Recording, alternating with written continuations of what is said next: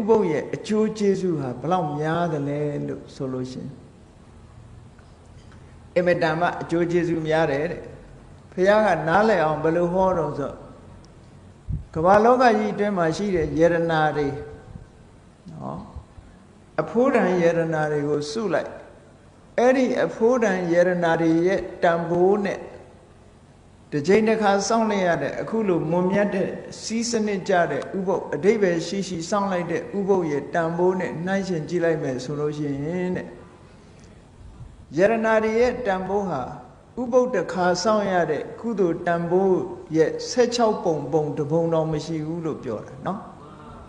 ဘာဖြစ်လို့ဒီလိုပြောရတော့လို့ဆိုလို့ရှိရင်ဥပုပ်တစ်ချိန်တစ်ခါစောင့်လိုက်လို့ရှိရင်လူစည်းစိမ်မပြောနဲ့နတ်စည်းစိမ်နတ်ချမ်းသာတွေကိုပေးနိုင်တယ်။ဟောနတ်ချမ်းသာတွေဆိုတာအဲ့ဒီယရနာတွေရဲ့တန်ဖိုးတွေကြီးတယ်ဟုတ်ကလား။ဥပုပ်ကလေးတစ်ခါစောင့်လိုက်တာနဲ့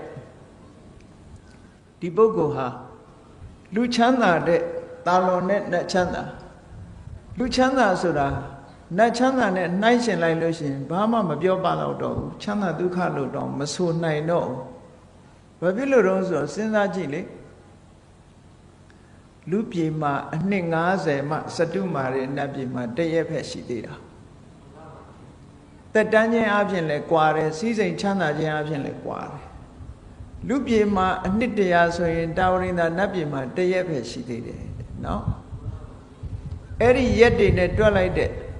အနှစ်900ဟာစတုမာရဲ့နတ်ပြေရဲ့တက်တန်းတစ်ခုပဲအဲ့ဒီရက်တွေနဲ့တွက်တဲ့အနှစ်1000ဟာတာဝရိန္ဒာနတ်ပြေရဲ့အသက်ဆိုတော့နတ်သက်တွေကတဖြည်းဖြည်းတဆတိုးသွားတာနဲတဲ့အသက်တွေမဟုတ်ဘူးရှည်လျားတာချမ်းသာဒုက္ခကလည်းအလွန်တရာကြီးမားတယ်ဆိုတော့လူချမ်းသာနဲ့နတ်ချမ်းသာနှိုင်းယှဉ်ကြည့်လိုက်မယ်ဆိုရင်မနှိုင်းယှဉ်နိုင်လောက်အောင်နတ်ချမ်းသာကတာလွန်နေတယ်ပေါ့နော်လူဆိုလို့ရှိရင်အသက်50လောက်ဆိုမအိုဘူးလားဟိုမှာတရက်ပဲရှိသေးတယ်လေစည်းစိမ်ချမ်းသာခံစားရတာချင်းကလည်းတအားกว่าတယ်တက်တိုင်းကလည်းတအားกว่าတယ်စတုမာရိနတ်ပြည်မှာတရက်ရှိပဲတာဝရိန္ဒာနတ်ပြည်မှာနေဝက်ပဲရှိသေးတယ်ဟုတ်ကလားအဲ့လိုနတ်ပြည်တွေဟာတစ်ခုနဲ့တစ်ခုတာလွန်သွားလို့ဖော်ဒီဥပုသ်ဆောင်လို့ရှိရင်အခုပြောတဲ့နတ်ပြည်တွေအလုံးရောက်နိုင်တာဖြစ်သောကြောင့်ဥပုသ်ဆောင်ရခြင်းအကျိုးကျေးဇူးဟာအလွန်ကြီးမားတယ်လို့မြတ်စွာဘုရားကဟောတယ်ဒါတွေမကဘူး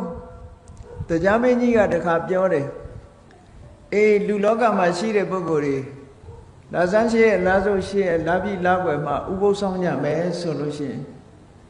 အဲ့ဒီပုဂ္ဂိုလ်တွေကိုတရားမင်းကြီးကပြောတာသူလိုတရားဘဝရောက်ချင်လို့ရှိရင်တဲ့ဥပုသ်ဆောင်ကြပါလို့တရားမင်းကြီးကနတ်တပည့်အစည်းအဝေးတစ်ခုမှာမိန့်ခွန်းပြောတဲ့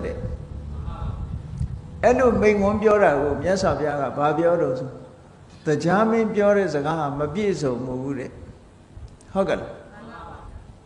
သူပြောတာကငါတို့တရားဖြစ်ချင်လို့ရှိရင်ဥပုသ်ဆောင်လို့ဆိုသူပြောတဲ့စကားမပြည့်စုံဘူးတဲ့တကယ်ပြောရမှာကတော့ယဟန္တာပုဂ္ဂိုလ်ကငါလိုယဟန္တာဖြစ်ချင်ရင်ဥပုသ်ဆောင်လို့ပြောရမယ်တဲ့ဟောဒါကြောင့်မို့လို့ဥပုသ်ဆောင်တယ်ဆိုတာနဲတဲ့ကုသိုလ်မဟုတ်ဘူးတဲ့ယဟန္တာပုဂ္ဂိုလ်ကသာလေငါလိုယဟန္တာဖြစ်ချင်တဲ့ပုဂ္ဂိုလ်တွေဥပုသ်ဆောင်ကြပါလို့ဟောအဓိပ္ပာယ်ရှိလာတဲ့ဘုရားဘာသာတို့ရဲ့ကျင့်စဉ်တစ်ခုဟာပုံပြက်ပန်းပြက်မဖြစ်စေဘဲနဲ့အဓိပ္ပာယ်ရှိရှိဥပုသ်ကိုစောင့်သုံးနိုင်ဖို့အမတန်မှအရေးကြီးပါတယ်ဥပုသ်လို့ပြောလိုက်တာနဲ့ဘာသာကြားတွေကလည်းသူတို့လည်းဥပုသ်ဒီလည်းဥပုသ်တူတူလို့တချို့ကထင်နေတတ်ကြတယ်ဟုတ်လားအနိတ္တရဘိုက်မှာအလွန်ကွာခြားတယ်ဆိုတာအလုံးသဘောပေါက်နားလည်ပြီး